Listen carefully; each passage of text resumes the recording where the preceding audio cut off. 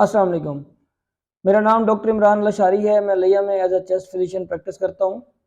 सर्दियों का मौसम क्योंकि शुरू होने वाला है और दमे के मरीजों में सर्दियों में मसाइल बढ़ जाते हैं, तो आज हमने फैसला किया है कि दमे पे बात कर लेते हैं। दमा बेसिकली एक क्रोनिक डिजीज़ है जिसमें सांस की नालियों की सोजिश की वजह से मरीज़ को सांस लेने में दुश्वारी और खांसी जैसी अलामात आती हैं। इसमें बेसिकली तीन काम हो रहे होते हैं। नंबर एक, इन्फ्लेमेशन ऑफ एयरवे। नंबर दो, हाइपर सेक्रेशन ऑफ म्यूकस यानी कि बलगम का ज़्यादा बनना। और तीसरे नंबर पे है airway smooth muscle contraction. Time के साथ साथ इसमें ऐसी तब्दीलियां भी हो जाती हैं जिसकी वजह से इरिवर्सिबल डिजीज़ हो जाती है। अदरवाइज दमा एक रिवर्सिबल डिजीज़ है, लेकिन टाइम के साथ साथ इसका इलाज प्रॉपर ना हो तो इसमें ऐसी तब्दीलियां होती हैं कि रीमॉडलिंग ऑफ एयरवेज हो जाती है, तो उसके बाद इसको कंट्रोल करना कदर मुश्किल हो जाता है। एक बात मैं आपको क्लियर कर दूं, दमा एक मरीज से दूसरे मरीज को बिल्कुल ट्रांसफर नहीं होता। कुछ लोग दमे वाले मरीज के साथ खाना पीना बंद कर देते हैं, उठना बैठना बंद कर देते हैं, तो ऐसा बिल्कुल नहीं है।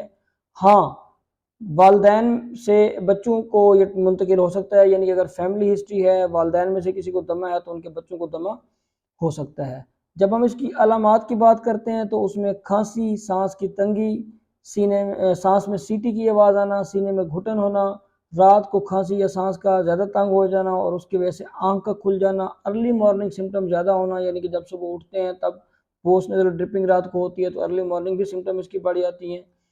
जब हम इसकी अलामात की बात करते हैं तो उसमें खांसी, सांस की तंगी, सांस से सीटी की आवाज़ आना, सीने में घुटन, रात को खांसी या सांस की वजह से आंख खुल जाना, अर्ली मॉर्निंग सिम्टम का ज़्यादा हो जाना, या किसी भी चीज़ से एक्सपोजर से, यानी कि कुछ मरीजों को खुशबू से, परफ्यूम वगैरह लगाने से, कुछ को पोलन से या डस्ट धुएं वगैरह से इसकी अलामात का बढ़ जाना। तो ये अलामात हैं दमे की। जब हम इसकी तशखीस की बात करते हैं तो उसमें एक सबसे इंपॉर्टेंट है स्पायरोमीट्री, यानी कि पल्मोनरी फंक्शन टेस्ट, जिसमें हम इसकी ऑब्स्ट्रक्शन देख रहे होते हैं और रिवर्सिबिलिटी देख रहे होते हैं। इसके अलावा और भी इसके बहुत सारे टेस्ट हैं जिसमें एक्सरे भी करवा के देखते हैं। एक्सरे में एक तो हमें हाइपर इन्फ्लेटेड लंग्स मिलते हैं और काफ़ी सारी फाइंडिंग्स हैं।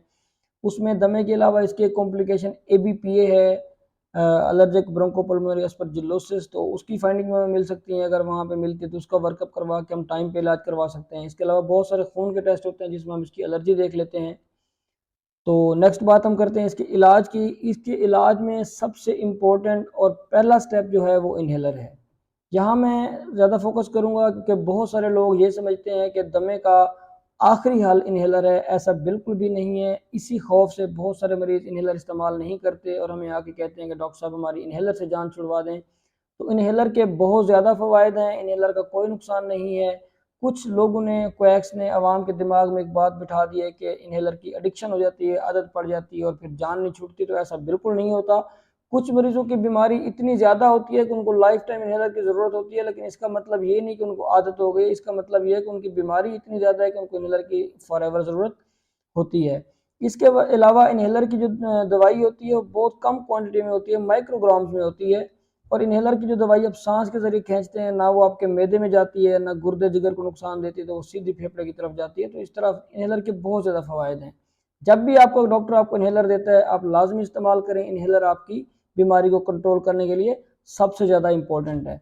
इसके अलावा हम नेक्स्ट बात करते हैं कि इसको कौन सी ऐसी चीज़ें हैं जो इसको मज़ीद वर्स कर देती हैं बीमारी को, या इसका अटैक होने का ख़तरा होता है। उसमें चूल्हे का धुआं, झाड़ू की गर्द, पोलन्स, सफ़ेदी की धूल, यानी कि कोई पेंट हो रहा हो तो जो उसकी धूल होती है उससे मसला हो सकता है। सनती आलूदगी, ट्रैफिक का धुआं, कीड़े मकोड़े, सिगरेट का धुआं और स्मोक शामिल हैं।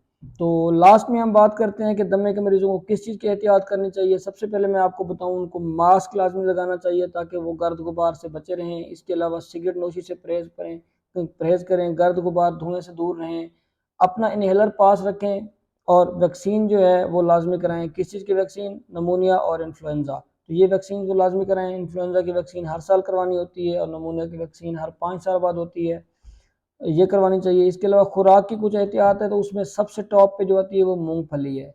दमे का मरीज़ मूंगफली बिल्कुल ना खाए। इसके अलावा जो आम एहतियात है जैसे चावल है, चिकनाई है, ठंडी चीज़ें हैं, धूल मिट्टी गर्द गुबार है, इनसे बचना भी बहुत ज़रूरी है। शुक्रिया।